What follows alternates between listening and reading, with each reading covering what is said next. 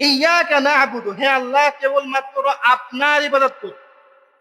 এরপরের অংশ ওয়া ইয়াকা নাস্তাঈন, এবং কেবলমাত্র আপনার কাছেই সাহায্য প্রার্থনা করি। তাহলে হাত তুলে দোয়া করা যাবে একমাত্র কার কাছে? আল্লাহ ছাড়া কারো কাছে দোয়া করা ডাকা যাবে? বাবা শাহজালাল আমাকে বাঁচাও, বলো পীর আব্দুল কাদের আমারে বাঁচাও, বলা যাবে? আল্লাহ ছাড়া কাউকে ডাকা যাবে না। তবে আল্লাহর প্রিয় বান্দা যারা, যাদেরকে আমরা জানি যে আল্লাহর প্রিয় বান্দা তারা, হ্যাঁ, তাদেরকে ভালোবাসা যাবে। তাদেরকে কি করা যাবে? ভালোবাসা যাবে। হ্যাঁ, তাদের কাছ থেকে শেখা যাবে তারা কি করে আল্লাহর প্রিয় হলো, তারা কি করে এই ফিতনার জামানায় বসেও তারা কি করে গুনাহ থেকে বেঁচে থাকে, কি করে তারা আল্লাহর সাথে সম্পর্ক করে। রাত 12টা 1টা বেজে যায় আমাদের ঘুমাতে, সেখানে তারা রাত 3টার সময় উঠে তাহাজ্জুদ কি করে পড়ে। এই বিষয়গুলো শেখার জন্য তাদের কাছে যাওয়া যাবে। তো তারা আমার কল্যাণ করতে পারে, তাদের কাছে গেলে আমার কল্যাণ হবে, তাদেরকে টাকা খাওয়ালে আমারে আল্লাহ বাঁচাই দেবে, এই ধরনের বিশ্বাস রাখা এটা শিরক। এবং যারা এই ধরনের কথাবার্তাগুলো বলে, বুঝতে হবে এরা ভণ্ড, এরা প্রতারক, এরা দাজ্জাল, এদের কাছে যাওয়া যাবে না। কথা বুঝতে পারলেন? দেখেন অনেক সময় কি হয়, আল্লাহ তাআলা আল্লাহর প্রিয় বান্দাদের দিয়ে অলৌকিক ঘটনা ঘটায় নেন। এটা কেবলমাত্র আল্লাহ তাআলার ক্ষমতাই হয়, তার যে ক্ষমতা আছে এমন না। যেমন হযরত ওমর রাদিয়াল্লাহু আনহু, তিনি একদিন খুতবা দিচ্ছেন, খুতবার মাঝখানে তিনি হঠাৎ বলে বসলেন, ইয়া সারিয়া আল জাবাল, বললেন ও সারিয়া, পাহাড় পাহাড়। ঘটনা হচ্ছে যে সাহাবীর নাম তিনি নিলেন, ওই সাহাবী ওই সময় একটা যুদ্ধে তিনি সেনাবাহিনীর নেতৃত্ব দিচ্ছে।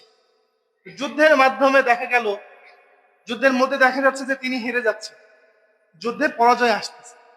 এই মুহূর্তে তিনি শুনতে পেলেন ওমর রাদিয়াল্লাহু আনহু নাম ধরে বলছেন, পাহাড় পাহাড়, পাহাড়ের কাছে যান।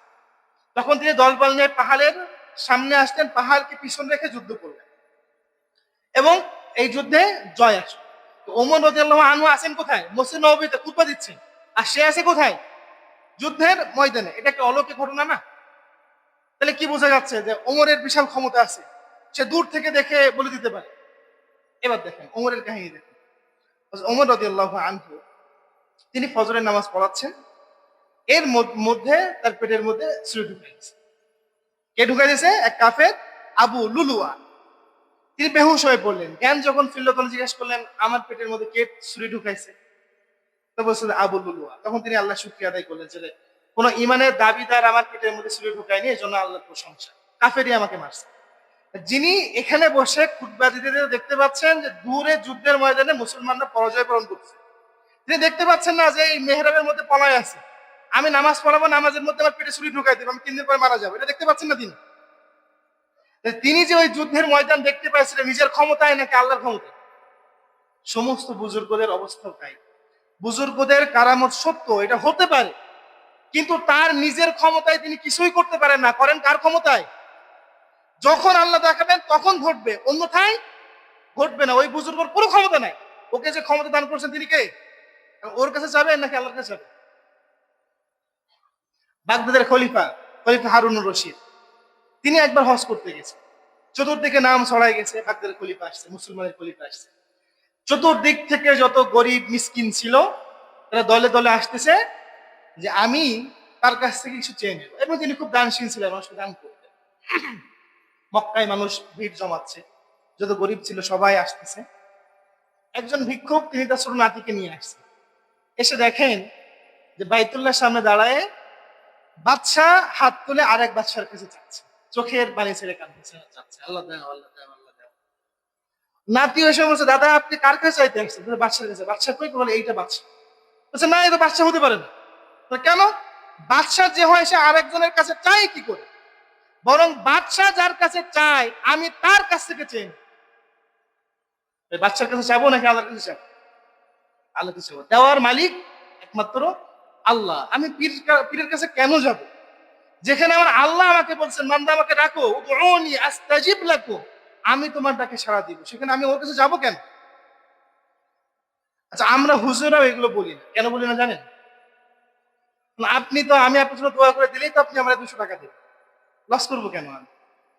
কিন্তু না, আল্লাহ এতে করে রাগ করেন, বান্দার প্রতি অসন্তুষ্ট হন। মনে করেন আপনার বাচ্চা দুধ খাবে, তার খিদে লাগছে, সে মায়ের কাছে না চেয়ে দাদিকে বলছে, দাদি আম্মুরে একটু বলে দাও আমার খিদে লাগছে যেন সে আমার দুধ খাওয়ায়। মা তো খাওয়াবে, খাওয়াবে না? দাদি বলে খাওয়াবে না? খাওয়াবে তো, কিন্তু খুশি মনে খাওয়াবে? তুই আমার ছেলে, আমার নারী কাটা ধন, তুই তুই আমার কাছে এসে বলবি যে আমারে না বলে তুই দাদিরে কেন বলিস? তো দাদিকে, দাদি আসলো কোত্থেকে? যে আল্লাহ এত সুন্দর করে সৃষ্টি করে পাঠাইছেন, খাওয়াচ্ছেন, পড়াচ্ছেন, প্রত্যেক মুহূর্তে কত সুবিধা দিচ্ছেন, সে আল্লাহকে বাদ দিয়ে আপনি আরেকজনের কাছ থেকে চাওয়াচ্ছেন, আরেকজনের কাছে যাচ্ছেন কেন? এমন কেন করেন? আল্লাহ তো আপনাকে ভালোবাসেন, ভালো না বাসলে কি আপনারে বাঁচায় রাখতেন, পোশাক পরাতেন? আল্লাহ অপেক্ষায় থাকেন কখন আপনি আল্লাহকে ডাকেন। সে আল্লাহকে না দেখে আপনি হুজুরের পিছনে দৌড়াচ্ছেন, পীরের পিছনে দৌড়াচ্ছেন, এটা উচিত না। আপনি নিজে চিন্তা করেন, এটা উচিত? উচিত না। এই জন্য ফিরে আসেন, যত রকম শিরকি কার্যকলাপ আছে সেগুলো থেকে ফিরে আসেন।